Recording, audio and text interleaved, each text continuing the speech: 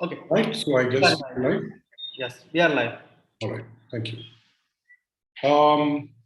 A very warm welcome to everyone who's joining us on this live session, where we are going to be spending the next 1 hour trying to think what is it that is that's the difference between an average GMAT score and a great GMAT score, right? So we will see what is it that gets tested at that level.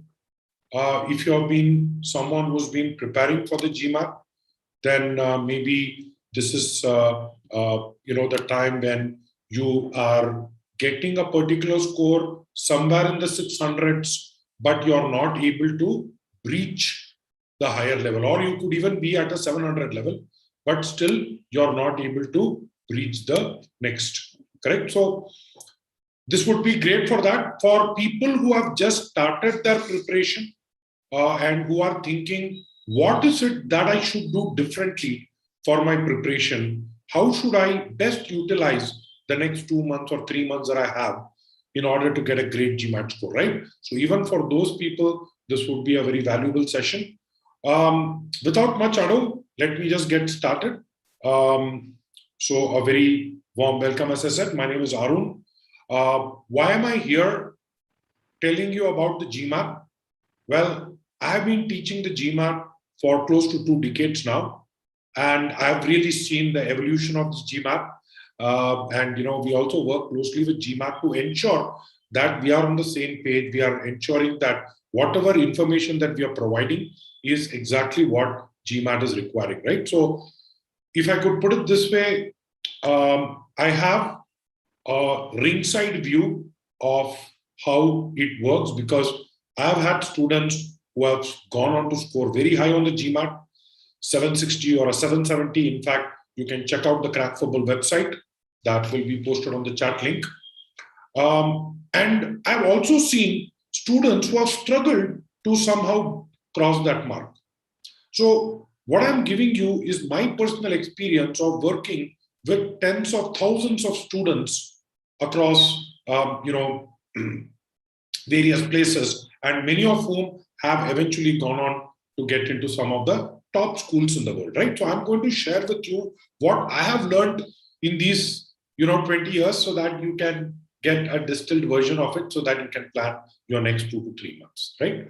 As I was saying, many of our students not only have been able to get high GMAT scores, but they have also been able to get into a B school of that choice. Because at the end of the day, let's be honest, the reason you are taking the GMAT is not to be a career GMAT teacher like me, right? The reason you are taking the GMAT is so that you get into a school of your choice, correct?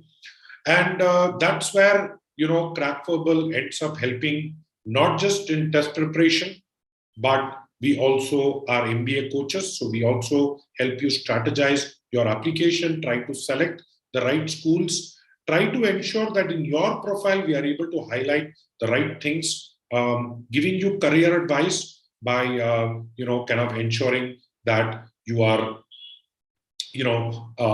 getting the right career advice, because MBA at the end of the day is a larger career advice.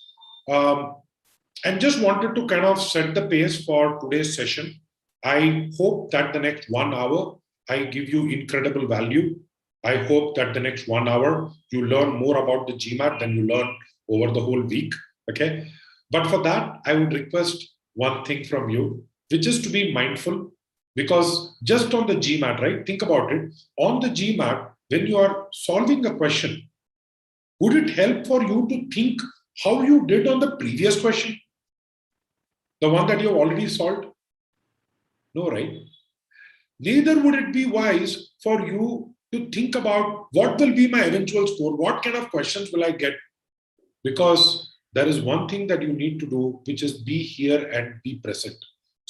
Focus your entire energy on solving that one question on which your 3-digit GMAT score is going to depend. Correct? So I just wanted to make sure that we are all on the same page. So my request is, if you have open tabs, you can close open tabs, not just on your browser, but also in your mind. Sometimes we have a lot of open tabs in our mind.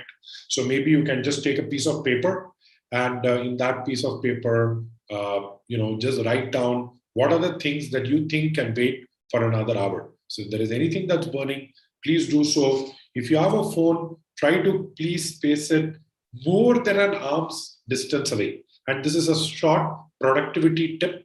So for those of you studying for the GMAT, how many of you feel that the actual problem is not knowing what to study, but figuring out how to study? Because the last time you were in college, I don't know, how the brain works. Maybe some of you are still in college, but for the majority who are working professionals, how many of you feel that there is a constant mental chatter that seems to be going on in your head? And even when you're solving or even when you're studying, there is a constant distraction, right? So that's one of the things that we need to work on, which is to improve our attention span, correct? How do we improve our attention span? How are we mindful? So I would like to welcome you and ask you, challenge you to say, can we start by me being mindful today? Correct. So it's roughly 5 minutes since we started. Correct. We are going to straight away get into what we have in store in terms of the agenda. So first thing I need to kind of get is I'm going to be telling you what is GMAT. How do you look at GMAT? Is it a test of knowledge, or is it actually a test of how logically you can apply that knowledge? Okay, and I'm going to talk about this, but I would like you to think about it. Is it a test of knowledge? Is it a test of rules? Is it a test of mathematical equations, right? Or is it a test of how you are able to use the written word, how you are able to use numbers, correct? And that's a very important question that we need to think. What I'm going to do is I'm going to give you 3 strategies, right? So I want to give you something actionable. So I hope all of you are okay. I'm going to be giving you some GMAT level questions, and I'll be showing you, what does a tough question do. So I'm also going to be showing you questions that a 760 scorer will be able to solve in under 2 minutes, right? So we will also try solving it. So if you have a paper and a pen, please keep that ready so that we can. Just 1 second, please. I'll just try to see if I can. All right. So coming to this, I will also wrap it up with, what GMAT is. I'm going to give you some sneak peek into how GMAT works so that you understand, this thing. And finally, I will also be telling you at the end of the session how I can personally also help you, like how CrackVerbal can help you in your GMAT journey. All right. So let's start off with the first question, which is GMAT a test of knowledge or application? And the reason I'm asking this is, think about it. You have 4 sections on the GMAT, correct? There is AWA, right, which is out of 6. Honestly, the score doesn't really matter as long as you get a 4.5, which is about a 50th percentile. Good to go, right? There are templates available. You can actually check out on GMAT Club. There are some very famous one of them is called Chinese Burn. CrackVerbal also has an AWA template that we will be providing you. Once you see the template, it should be fairly easy for you to figure out this section, right? So I'm not going to be discussing about AWA today. Neither am I going to discuss about integrated reasoning. Again, you have 12 questions, but out of these, only 8 are scored. 4 are experimental. And, we need to be logical. We can't be, solving all 12 questions. So you also need to know what is your guessing strategy. You will have various question types like multi-source reasoning, graphical interpretation, 2-part analysis, table analysis. So you'll get all of this. If you have done data interpretation in a test like CAT, then you know what integrated reasoning is. Again, as I said, this is not going to be considered towards your final 3-digit GMAT score. Okay. By the way, just wanted to acknowledge that I had a question from Jaskaran about working professionals. I will be ending today with some very actionable tips on how you can maintain consistency and how you can get over procrastination. Okay. So I'll be giving you that tip, but I will give it at the end of what I have in store. So what we are really bothered about is our ability to score on these 31 questions in quant and these 36 questions in verbal, right? Remember, this is not maths and English. This is quantitative aptitude and verbal aptitude, right? Verbal ability, quantitative ability. It's the ability to think in a particular way. It's not knowledge, right? So you'll have data sufficiency and problem solving, you have CR, RC, and SC, but eventually your fate will be decided by these 67 questions. Your entire preparation on the GMAT, okay, for the GMAT is going to be based on how well are you able to optimize your 67 questions. I hope you are understanding what I'm saying by the word optimization. Think of it as a race. Think of it as a 800-meter race. This is not a 100-meter sprint, right? It may not be a marathon, but at least, you can take it to be a 800-meter race. You don't want to go straight off the block, put all your energy, and then, kind of not being able. You want to make sure you are able to maintain your pace. So if you are able to do that, which means you'll have roughly 2 minutes per question on maths.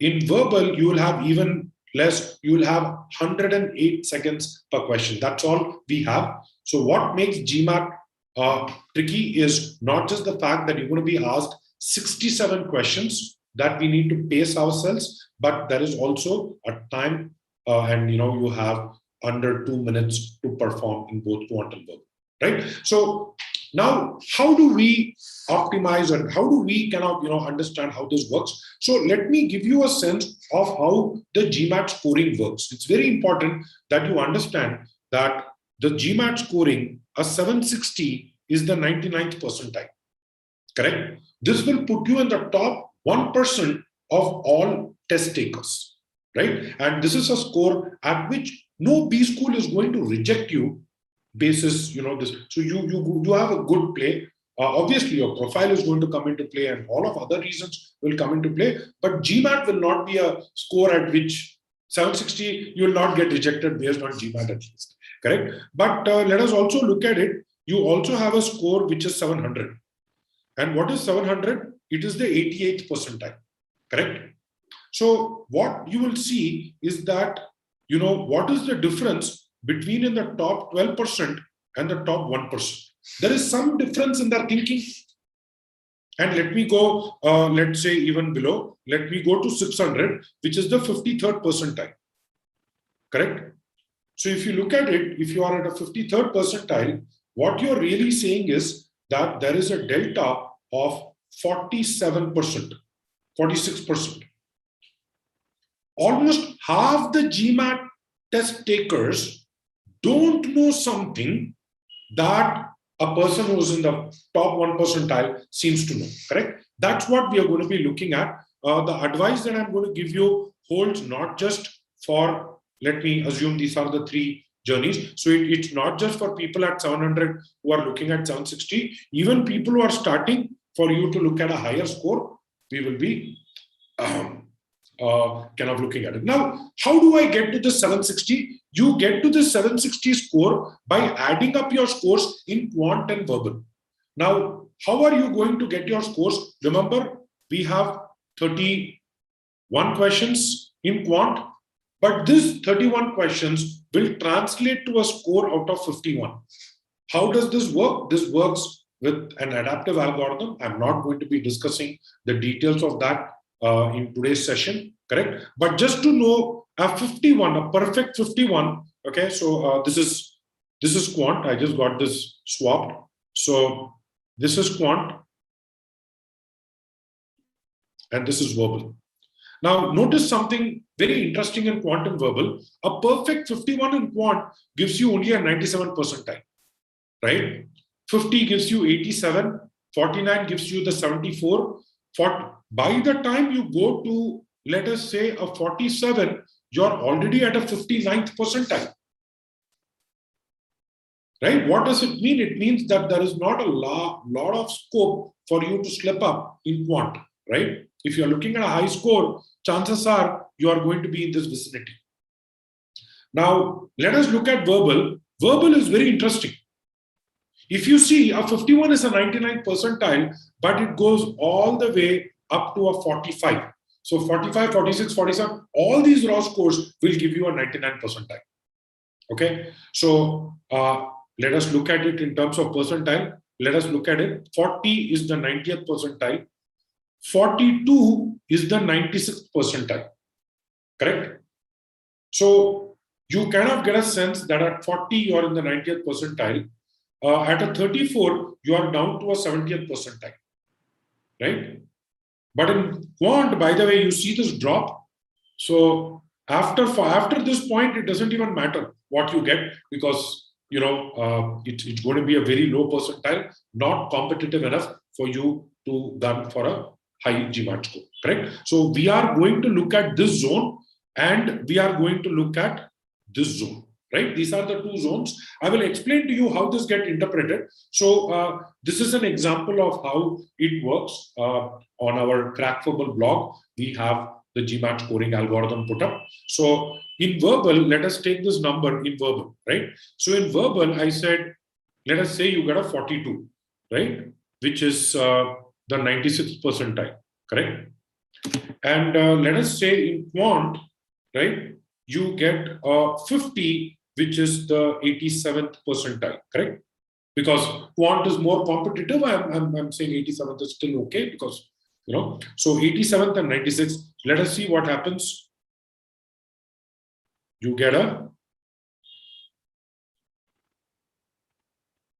get this range, correct? So typically what will happen is that you will get somewhere around a 750, 760 kind of score, right? So for a 760, you need to understand that. So let me give you two scores, okay? So let us look at one score, which is, I'm going to take verbal 34, right? And I will take a quant 47, right? So a quant 47, so it's this row, and verbal 34 is this row. So you are going to get somewhere around a 660, correct? So let us see what is the difference between that, and let us say I'm just going to pick a slightly this. So let us say that, and let us say a 760, which is what you get when you get a verbal 40 and a quant 50, right? So I hope you are getting a sense. There is something that is going to help you bridge this delta. There is something that is going to help you bridge this delta. That is what we need to think. That is what I would like you to put your attention on for today's session. Okay. So now with that out of the way, let me now get into the strategy bit. I hope this part is clear, how we add up quant and verbal scores together. Anything that you have, please ask me now, or you could wait till the end. I will be giving about 10 to 15 minutes specifically for Q&A. Okay. Now, let me talk about the first strategy. So the first strategy that a person who's scoring verbal 40 and quant 50 will do is he will understand that GMAT is a standardized test, which means if I understand the basic patterns that are involved. Okay. So for example, let us take critical reasoning, right? Now in critical reasoning, there is a pattern called alternate causation. Now, what is alternate causation? Alternate causation is nothing but whenever I say that there is a cause and effect relationship. So let us assume that we take an example of a cause and effect relationship. So we say that there was traffic and therefore the person became late. So you are now giving a reason, which is traffic, and what is the effect? Effect is you are late. Now, this is something that will hold true if the other reason, the alternate causation, alternate cause of being late does not happen. Okay, what is an alternate reason why someone could be late? Let us say they left late. This is also a reason. Now, for you to strengthen the cause and effect relationship, you have to say this did not happen. Again, I hope all of you are with me. I am giving you one example of a pattern in critical reasoning, okay, where on the GMAT, whenever we find assumption-based questions, okay, and I'll be giving you some assumption-based questions, let us try to identify one pattern today and let us see if we can put it in action on a tougher question as well. So let us take the first question, all right? So I hope all of you are able to understand what I'm saying by this. So this then becomes an assumption I'm making. For me to prove traffic is what delayed me, is what made me come in late, I have to somehow assume that I started out on time, that I was not late, correct? So that's the whole concept of alternate causation. On the GMAT, remember, when you have an assumption-based question, remember this, something not happening is actually going to help something else happening. Okay, so please be aware of this. I'll show you a question. But in general, for us to apply this theory, I'll kind of talk about identifying patterns, why it is required for us to identify patterns. First of all, you need to know your core concept. Your core concept, for example, is assumptions. Now, on the GMAT, based on assumptions, you are going to get about 6 to 7 questions. You'll have roughly 9 to 10 questions in critical reasoning out of 36. And of these 9 to 10, 5 to 6 will be assumption based. Very, very important that we are very strong in our assumptions. Okay, I gave you one pattern. So that is one example of how you can be conceptually clear. The second is, remember, as I said, we are not preparing for English, we are preparing for verbal, and that is going to happen only when you solve official questions. Official questions are a great resource for you to think like the GMAT test setter. That is what we have to do. That is how we will crack this test, by thinking like the GMAT test setter. Right? What is he expecting? What is he thinking that a 650 person will not think, that a 750 person will think? Remember, this is not knowledge. This is something else. And the real mantra behind improve this is solve official questions, spend a lot of time analyzing them, and make sure you are able to apply that concept so that you are able to improve. I'll say this again. Solve official questions. Second, analyze them thoroughly.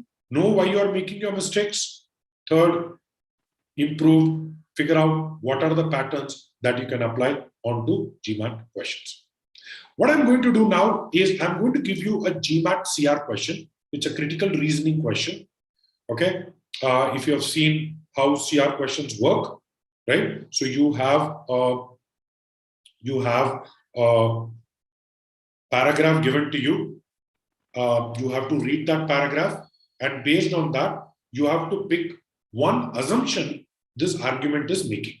Okay, remember what I told you about alternate causation, and let us see if that's a pattern that we can apply over here. 2 minutes, time starts now.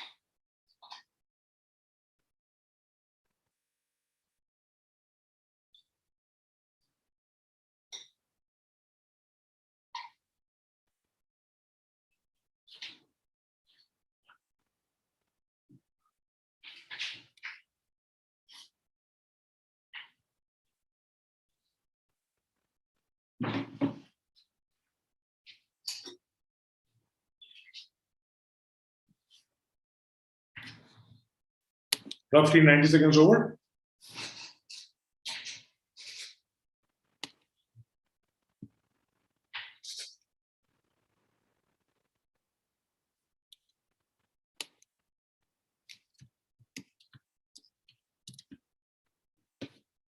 All right.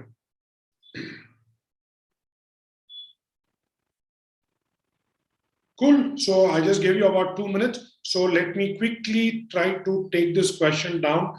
What is this? First, read the question type. It's an assumption-based question, which means that they are going to give you a conclusion. Correct? It's a conclusion. The conclusion is giving me an opinion. Right? It's an opinion that perhaps the reason was because they were slack. Because they were slack, what happened? We say that the number of citations that were issued, what happened to them? We say for series this issued an average was only 8. Okay, so there is a decrease in citations. So you're saying it is because they have become more slack, right? Now let's look at the answer options very quickly. For all questions, we need to look at a good reason to eliminate, correct? Minor violations.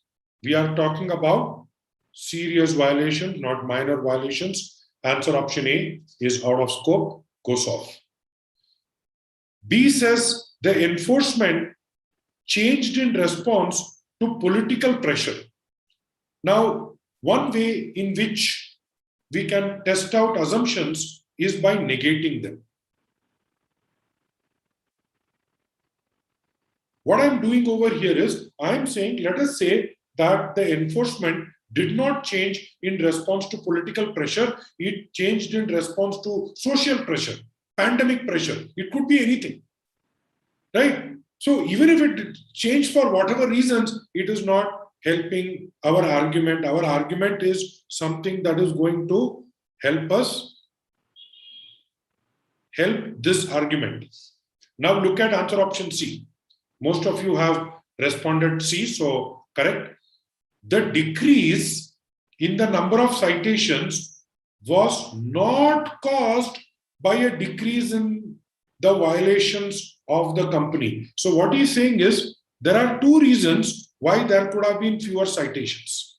One, they were more slack, they should have been working more hard, or maybe they could have had fewer violations.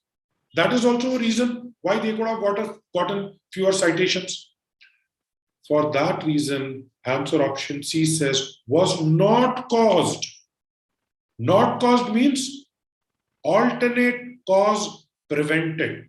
If alternate cause is prevented, then my main conclusion is strengthened. Therefore, C for Charlie is my assumption over here. Very quickly, answer option E for echo before 1981. Always remember scope. Minor violations before 1981. Right? These are all very good clues for us to eliminate the answer option. Answer option D says they should not issue, but the fact is they did issue.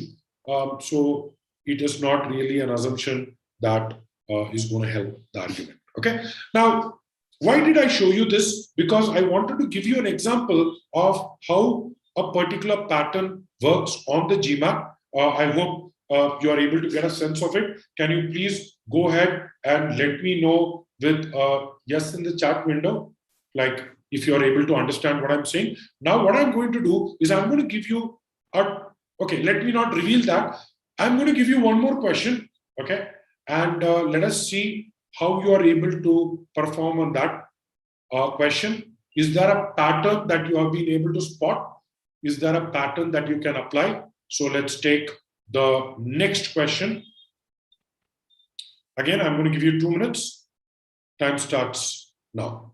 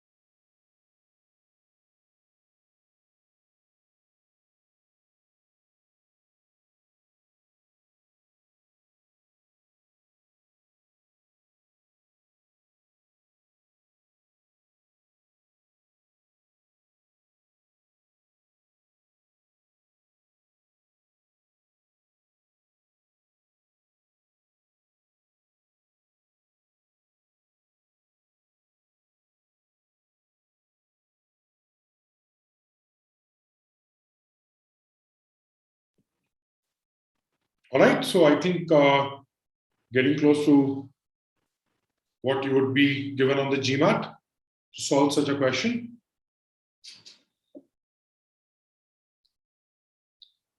Some answers, any answers? I got a couple of C's, a couple of A's, a couple of E's. Okay, so notice one thing that this seems to be a little different than what we saw earlier, correct? Where we had answers that were mostly C's. So, by the way, when you're solving this also, you might have recognized this, that it's slightly tricky, okay? So, let me just go ahead and explain to you what it is. Again, this is a process we usually teach our students at CrackVerbal. What is the process? So the two things that you're going to remember on CR is have a process. Don't on the day of the exam, don't think. You should have a very clear-cut process. Second, Dipanshu, I think, asked this question. And, Dipanshu asked, what do you mean call by a pattern here? What pattern did we understand here? So I'm just going to put it over here so that we kind of get a sense, right? First thing is, did you realize it's an assumption question and we have a conclusion? And did you notice that there is a cause and effect relationship in this? So there is a cause and effect that is happening. So what is the cause? So he is giving a cause. What is this? Methods are inaccurate. Samples must have been inaccurate. Okay. So what is inaccurate? The methods were inaccurate. Why? Because there was a delta in the platinum, correct? They found platinum earlier when Reddington went, but subsequently, even modern analysis found no platinum content. So where is that delta? What happened to that difference? Why? Where did it go? Where did the platinum go? Right? He is saying, well, this is because the method was inaccurate. Okay, the method was inaccurate. Therefore, he is giving the explanation. That is why platinum content was different. Okay. Now, I hope you have read the stimulus. I'll quickly go through the answer options. I'm going to hold on to C and D because those are the only two answer options that most of you seem to have gotten. Is the platinum content is much lower today. Think about it. The platinum content is much lower today. Maybe for geological reason. If I'm giving you a geological reason, it is actually producing an alternate reasoning. It is breaking our argument. Assumption should help our argument, not hurt our argument. So answer option A gives me an alternate way. Answer option B says they did not mine the same part of Waiheke Island. Again, you are giving me a reason, right? Why the platinum content could have been different. Again, you are giving me an alternate reasoning. But remember what I said, an alternate reason is actually not helpful. We have to say alternate reason did not happen. That is what we need to look at, correct? D says did not have from any other New Zealand islands. Our scope is this Waiheke Island. We don't need to worry about other islands, correct? Now, between answer option C and E, I want you to think about it. What does answer option C say? Methods used, blah, blah, blah, were different. What do you mean by different? When you say different, are you saying they were better or are you saying they are worse? Because whether it's better or worse, that is an interpretation that you have made. Correct? That is your interpretation. It is different, but because it is different than others, how do you know it is inaccurate? Different does not mean inaccurate, right? That is why C for Charlie gives you a comparison trap. It is saying it is different from others. How does it matter? But look at the right answer choice, E for Echo. It says platinum was not added. Can you tell me one more reason why the platinum content could have been different? Because the platinum was adulterated. Platinum was added in the end because Reddington wanted to show the king Okay, so he wanted to maybe this. So the idea is saying that platinum was not added. What are we doing? We are eliminating an alternate cause. Dipanshu, did that answer your question? I hope you are getting a sense of what I'm trying to say. So did you also notice that the previous question and this question, if you knew this, for how many of you this was the first time you're hearing this concept of alternate causation? Yeah, if you did, then did you realize that you are able to apply it? Now I'll give you one more question. You will be able to quickly think, acha, this is alternate causation. Something not happening is going to help my argument. Correct? So yes, Ishita, alternate reason will help us weaken. So an alternate reason is going to weaken. The absence of an alternate reason will strengthen.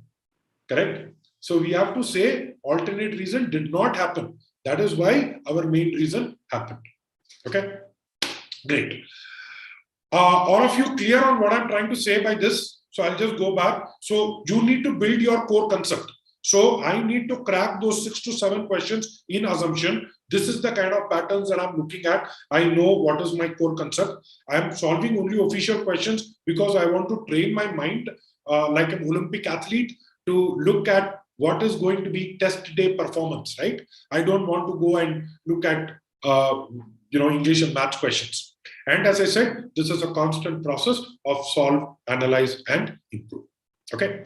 Now, what I'm going to do is I'm going to give you the second strategy. Someone was asking me about quant, so I'm going to give you this. This time around, if you're okay, I will give you just a minute to solve these questions because trust me, these are questions that can be solved in a minute. Okay. So, what is the strategy over here?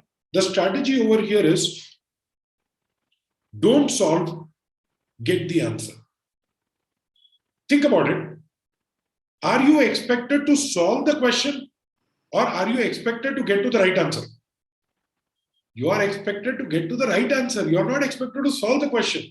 The mistake that many people do is they go with that 10th standard mindset. 10th standard, I'm given a problem, I'll be writing everything because I used to get marks for steps. Right? I hope you remember those days that even if you write the formula in 4 steps, you still. So we still are in that mindset. We will solve the question. But what happens in the GMAT, especially we saw that on quant, for you to look at a 760, you're looking at a quant 50, quant 51. At a 50-51 level, what is going to happen is the questions will have some element of confusion, some element where a simple thing will be convoluted for you. It'll be a simple thing, but it'll be convoluted, lot of language, especially if you're seeing word problems, right? There could be a lot of language that is used to confuse you. How do you get to the right answer? Number 1, focus on the task. This is something that I always tell verbal, quant, both. Focus on the task. Ask yourself, what is it that I'm supposed to find? Many a times I've seen people starting to solve quant questions without understanding what is the end objective. Number 2, your ability to convert the word problem into a formula is really the difference between people scoring a 50, between, let's say, a 47 and a 50. If you are able to understand how to create or use the right formula, correct, and how do I eliminate answer options smartly, correct? Let us do this. Let us take this question and let me do this. Let me give you maybe a minute or so to have a look at it. Yeah. I'll give you 2 minutes. Okay. Let's take 2 minutes for this.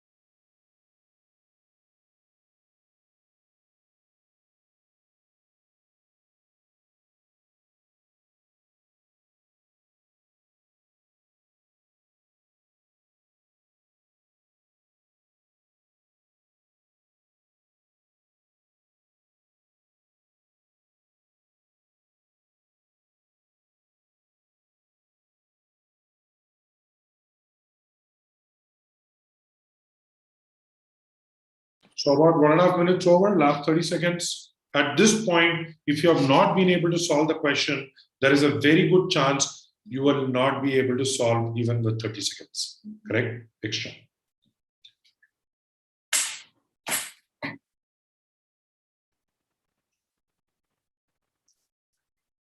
All right. So we are kind of getting to the end of 2 minutes. So here is a quick question. How many of you feel at this point you want to give up? Anybody? You can just let me know. Just maybe type in give up or, say me, so that, because there is going to be people who have given up, right? Now, I just want you to think about it. What is it that would make someone give up on this question? What will happen is the moment I start doing this, I will start reading, and this is what I'm going to do. Instead of understanding what is the task that needs to be performed, I start getting into this. How many of you were doing this? That it goes at 60, 40, it goes at 60, then it reaches, then it goes back. Anybody started calculating this distance, the direction? Because if you did, you probably fell into a trap. Now think about it. The question is very simple. Let me first understand what is the task. The task involved here is I need to figure out the distance traveled by the bird, okay? So I know that speed is equal to distance into time, correct? Distance upon time. That means distance is going to be speed of the bird into the time of the bird. Now, think about it. Do we know the speed of the bird? Yes, we know the speed of the bird. It's 60 kilometers per hour. Do you know the time that the bird was flying? That also I am able to derive. How? Because I know that the train at 40 kilometers per hour, the train would have taken 5 hours to reach B. That means the bird has been flying for 5 hours. So at 60 kilometers per hour, if it is going to fly for 5 hours, it is going to travel 300 kilometers, which is E for echo. Remember what I said? Focus on the task. Number one, I needed to find the distance the bird traveled. Don't get caught into, doing unnecessary problem solving just for the sake of it, right? So Ishita, thinking that answer is definitely more than 200, but then so many correct. So I'll tell you what happens. The problem is interpreting. For example, how many of you did not know speed is equal to distance upon time? All of you know this, right? Think about it. How many formulas do you have in quant? Arithmetic, maybe 50. Algebra, maybe another 50. Geometry, maybe more, maybe 100. There are what, 200 formulas? You can mug up all those formulas. I can give it to you in a cheat sheet. Does that mean you'll score a 51? Perhaps not. Because your ability to score a 51 is solving these kind of questions, where the formula cannot be, directly applied. You have to read between the lines. All right. So let me do this. Let me try to give you another question. This time, I'm going to give you a minute. Okay? Because really, you just need a minute to solve this question.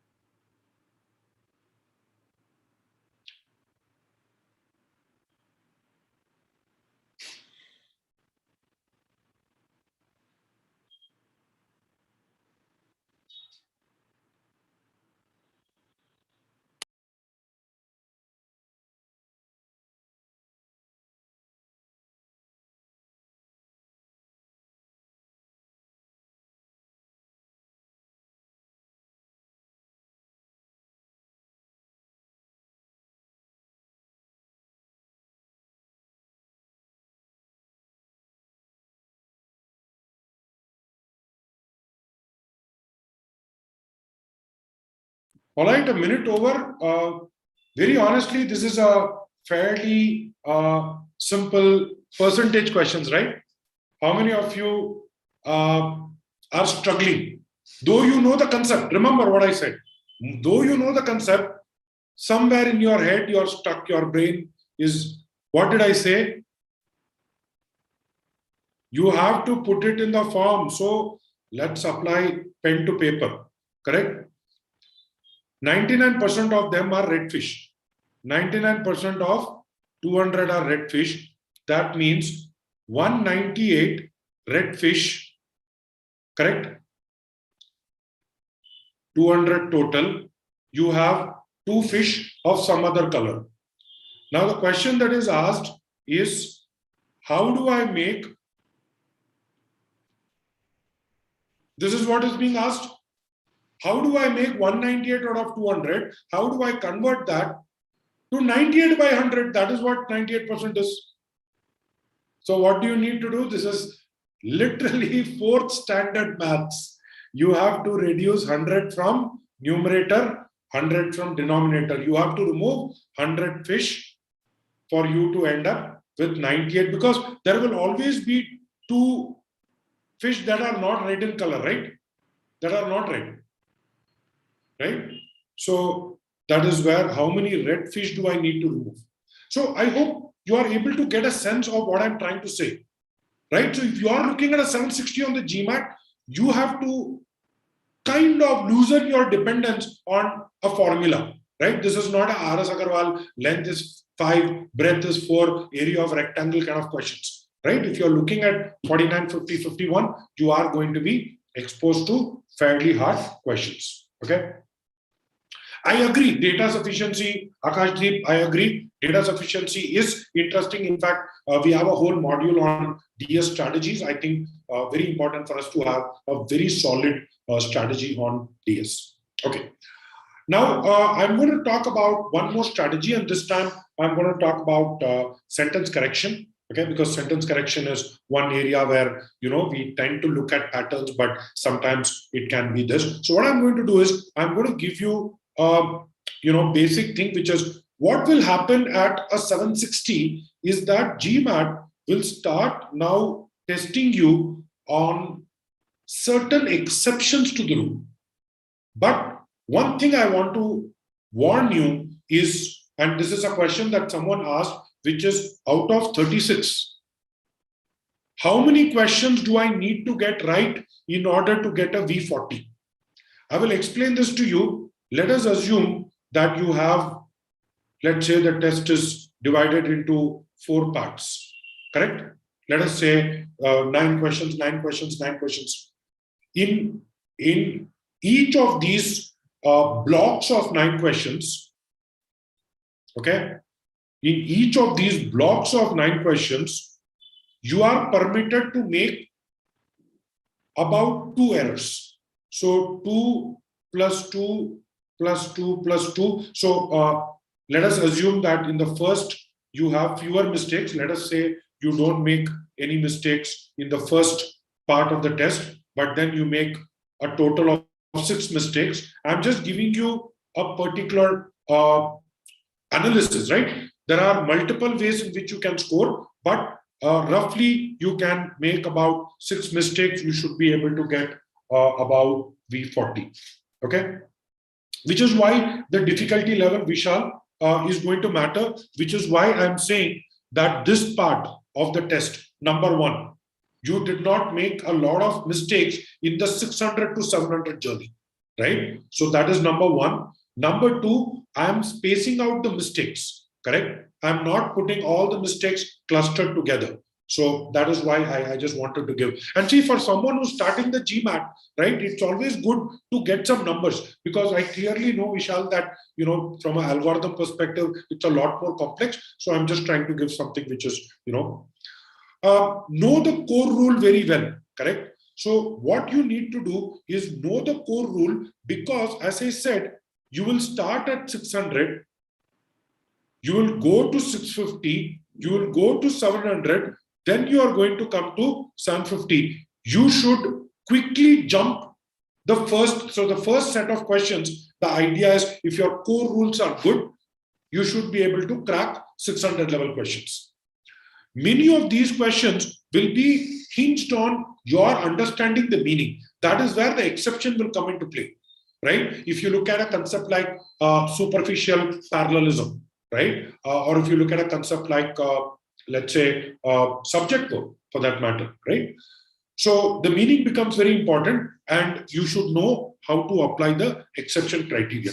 Let me give you an example. Let us take a sentence correction question where we are going to use idioms, okay? And I'm going to be solving this kind of this. Vishal, I will answer that question. First question can be of no. It will be of roughly a 50th percentile level because GMAT is trying to level you at a 50th percentile. So your initial questions would be easier as you keep getting them right. You will get harder and harder questions. So just take a minute and have a look at this question.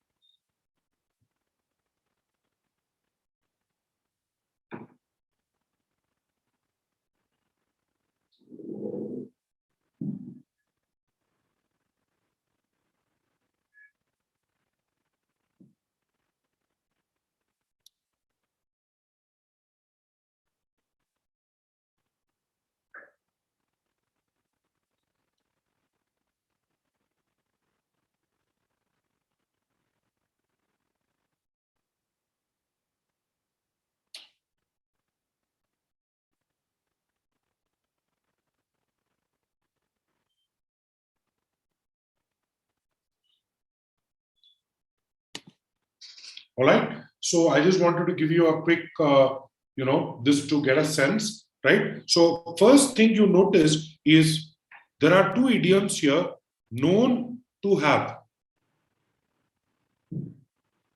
And there is another one, known for. Known for means famous. Known to have means it's a claim. It's a claim they are making. Is it a claim? Are they known to have done something? No. It is something they are famous for. Known in is simply unidiomatic. We will use known to have or known for. That's correct. But meaning over here is wrong because we are looking at something very specific. The meaning dictates that we require known for and not known to have. Okay. Now, if you read this, for their ability of performing with ease. Whenever we want to convey intent, we will use this, which is to followed by verb.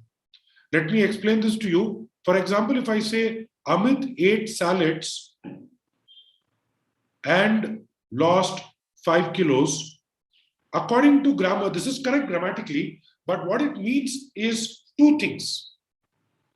First thing, he ate salads. Second thing, he lost 5 kilos. There is no connection, correlation between them. On the GMAT, we will also see, this structure where it says Amit ate salads, comma, losing 5 kilos. Now what happens when I say Amit ate salads, losing 5 kilos? This is also grammatically correct. Meaning is different. Meaning is cause and effect. He ate salad, result was he lost 5 kilos. But now, for us to say, was he part of a diet plan? Was that intentional? What will we say? We will say, Amit ate salads to lose 5 kilos. Grammatically, this is also correct. Right? Now, that is where it is important for us to understand these kind of usages on the GMAT, right? By the way, just to let you know, Amit lost 5 kilos in the first sentence. He lost 5 kilos in the second sentence, but we do not know whether he lost 5 kilos in the third sentence because that was his intention, correct? Now, I'm just giving you a simple example of how grammar works, but, known for their ability to do something. To do what? To perform with ease the demanding task of knowledge. correct? Not of performing. So therefore, C for Charlie. Now, this was, you would agree, a fairly easy question, but I just wanted to show when we learn idioms, we think, acha, I know all these idioms. I can just go about and solving. I can go about solving any question. I'll just need to identify the idiom and plug it in. That's what you're probably thinking at this point. Okay. Let me give you the next question. Okay. Slightly longish question, but I'm going to give you about 90 seconds.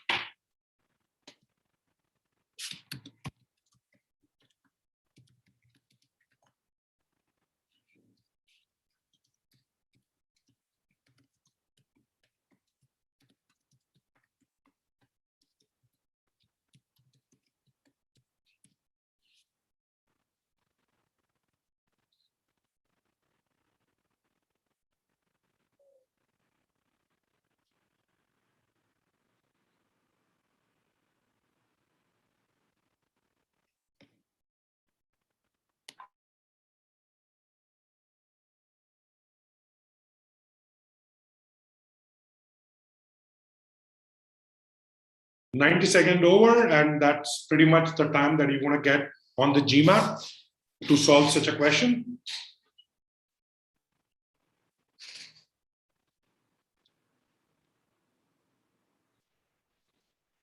So we got mixed answers again, right? So we have D, we have B, E, correct? So let's do this. We got a couple of E's, a B, another B, E. So it kind of seems to be all over the place, right? So this is what a 760 scorer will do, correct? Because I know that in an easy question, this is my 600 level question, right? Everyone else was able to solve it. But there is something about this question which requires us to remember. And remember, what is the strategy I told you? Understand the exceptions, correct? Let us look at this structure, not only, but also, right? Now, when I say not only, but also, I can say two positives. Not only was he very generous or very kind, but also very handsome. The handsome and kind prince, right? Both positives. Or you could say he was evil and he was ugly. Not only was he evil, but he was also ugly. So you can give two positive or you can give two negative construction. What we require over here is, see this, the progressive, this is where meaning comes into play, right? The progressive clearing of jungles in the African continent create farmlands and gave residents comparatively cheap houses and furniture. What is this? This is a positive. But look at what it says, but it also caused soil quality depletion and turned whole areas into desert. What is this? This is a negative. When you have one positive, one negative, will you use but also, not only but also? He was not only kind, but also very ugly. No, right?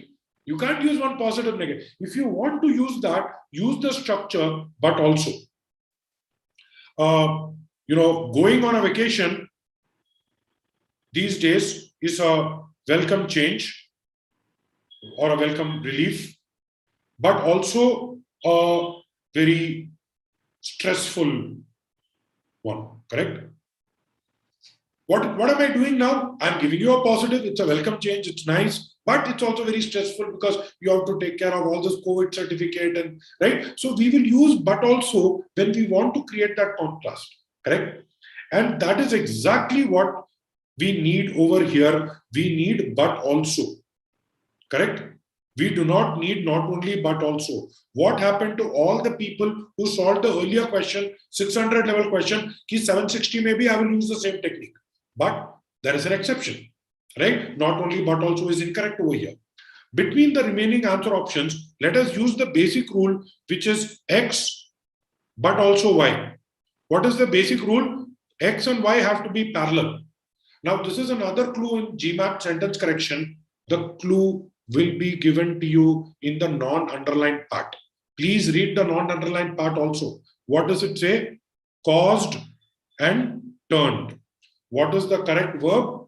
We need created and gave.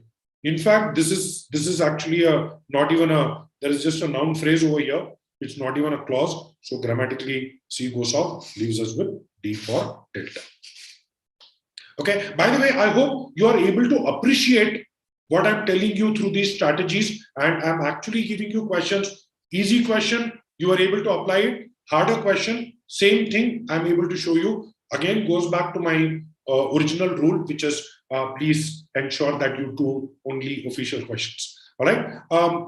With that, I'm just going to kind of put all of it together. But before that, I wanted to, I have a couple of questions over here. So maybe I will take these questions. But just before that, another 5 more minutes, I'll conclude whatever I wanted to say. Just wanted to quickly check in the...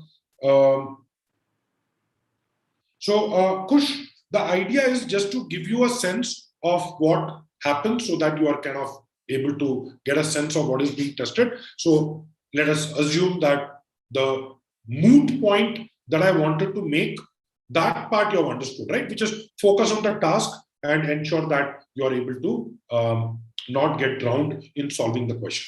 Okay. Now, what is it that is, with regards to putting, what is it that is required? What are the skills required on the GMAT, right? The skills required on the GMAT are 3. People who scored 760, people who scored 650. If you ask me the difference, it is essentially 3 things. So I'm just going to try to reshare my screen. Just 1 second, please. All right. So 3 things. One is someone asked earlier at the start of the session, how do I maintain my focus? Okay. So I'm going to give you some tips over here. Please stay with me for the next 5 minutes. Okay. So the first thing is start planning. You need to have a plan if you want to be focused and if you want to utilize your time optimally. If you're going to say, I'm going to wake up in the morning and pick up whatever I think I will like or spend time on GMAT Club and solve some questions, that is not an effective use of your time. It will not help you be motivated. Have a plan in place. How many of you are waking up at 7, 8, 9, 10, right? Try to wake up 2 hours before. If you're waking up at 8, try to wake up at 6 a.m. Just for 2 months. I'm not asking you to follow the 5 a.m. club and, become a monk. But 5 a.m. maybe for some people, but try to wake up at 6 a.m., right? Brush your teeth, have breakfast, do whatever you want. 6:30, sit down to study for 2 hours. That's it. GMAT preparation, I would suggest you do it wisely, picking 2 hours a day, more than enough. Don't try to study the whole day and dissipate your energy. Second is, as I've been telling you, you have to learn what is tested on the GMAT. I'm not here to teach you English and maths. I have one objective and one objective alone. That is to get you to a higher GMAT score, right? So remember, our objective is GMAT, not English math. Don't drown in grammar and formulas. That's not going to help you. And for that, we need to solve GMAT quality questions and analyze our performance thoroughly.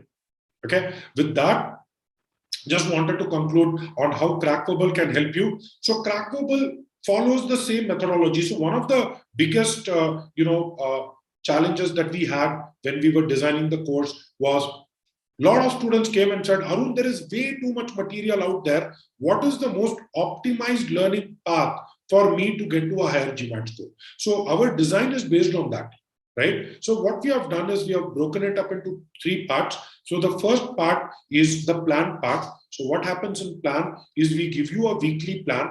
This would consist of either videos that you are expected to see or questions you are going to solve, right? And if you are able to follow the plan, you will realize that we have all the concept videos given to you in the prepare section, and you can go and watch all the videos, right, where I give you only the theory required to solve GMAT questions. In fact, our entire grammar has been reverse engineered from GMAT questions. So we don't want to teach you theory from Renan and Martin, correct? We are going to teach, because in my opinion, nobody likes grammar, right? Grammar is one of those things you want to get away with as little as possible, right? But again, there is some amount of conceptual clarity you require. And then what we will also be doing is helping you practice this using official questions. So we have tie-up with Wiley. So we will be providing official guide to go along with the course. And each of those questions, we have solved it. I'll be showing you how to crack actual GMAT questions, right? We have a couple of plans, and I think those would be shared to you on the link. But yes, we do both GMAT prep and we also do MBA consulting, as I mentioned at the start. So in case you feel you are in either of these 2 buckets, either you are looking at cracking the GMAT, or let's say you've cracked and you want help with MBA applications, please do let us know. With that, I'm going to be getting to the question. I'll just pick the first one. Alin had this question, which is, I have work experience of only a year. I'm looking at applying to Harvard Wharton. Does my 760 compensate for my work experience? I want you to remember one thing, which is work experience is a separate compartment. GMAT is a separate compartment, right? So your work experience will still be seen. And again, it is not about the quantity of the experience, but it is about the quality of the experience. One of our students, Raviraj Jain, who got into Harvard many years ago, he had a 750 on the GMAT, IIT Bombay, 2 years experience, he cracked Harvard, correct? But then he had stellar, he started a company while he was still in college, correct? And he's right now a big shot, venture capitalist in the Silicon Valley. He worked for Lightspeed Ventures, right? Brilliant guy, very smart guy. But I'm just trying to say he had only 2 years experience. But you could see the smartness even when he was like a 24-year-old, right? Just the way he thought about things and the way he spoke. So don't look at quantity, look at quality. The next question, Ishan Agarwal, can you give some tips for beginners to score beyond 700 mark in 2 months? The first thing that I would like you to do is take a diagnostic test. Go to mba.com. They will provide you with 2 free practice tests, the exam pack 1 and 2. Take that test, see where you stand. Because if you are at a 300, then your journey to 700 is very different than if, let's say, you are already at a 650, correct? Maybe your quant is very strong, right? I don't know. So very important for us to create a baseline, Ishan, and please reach out to the CrackVerbal team. The details will be given to you in the chat, but if you reach out to the team, we'll help you create a plan for that. Next question is from Devesh. Can I get an admit in a top 10 B school if I have no experience and get 750 and above? I have already answered this, right? So your work experience is different. Your GMAT score is different bucket, correct? So please treat them differently. High GMAT score is not going to take care of a poor MBA. I'm just trying to see if there is any other question. How long is it expected to go from 6:30 to 7:30? My take is, Soumya, we give about a week's trial. You can have a look at it. How long is it expected to go from? See, you have to understand that it is not a question of time. If I were to draw a graph of time versus score, time spent preparing and score, what will happen is your graph will look like this. At some point, you will hit diminishing returns. Right? You cannot study for 1 year and score 800, right? So you need to pick that sweet spot when you are absolutely ready for the GMAT, take the test, get the score, and move on. Right? I'm just looking at this. Kush, I hope I can have answered that part. Is there anything in the initial bit that I might have missed out?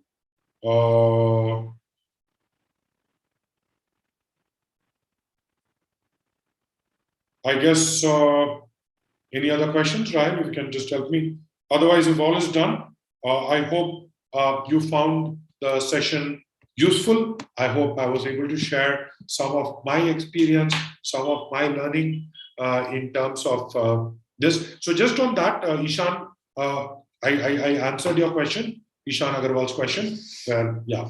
So cool. So thanks a lot for your time. I hope you enjoyed. If you do like in these sessions, I have a slightly more well-paced weekend session as well. So you can catch me on a weekend. I have classes Saturday, Sunday. We have Quant and Verbal together. So please reach out to the CrackVerbal team. We'll be happy to help you out. All right. Soumya, it is basically about 10% because we have solved the entire official guide, right? That is 1,000 questions. That will not be given access to you in the trial course because that requires us to create an official copy for you, right? So which is why, and that is like, many thousand minutes. So, but roughly around 10% or so. All right, cool. Thank you very much. And I hope you have a great rest of the day and stay safe. And thank you very much. Bye-bye.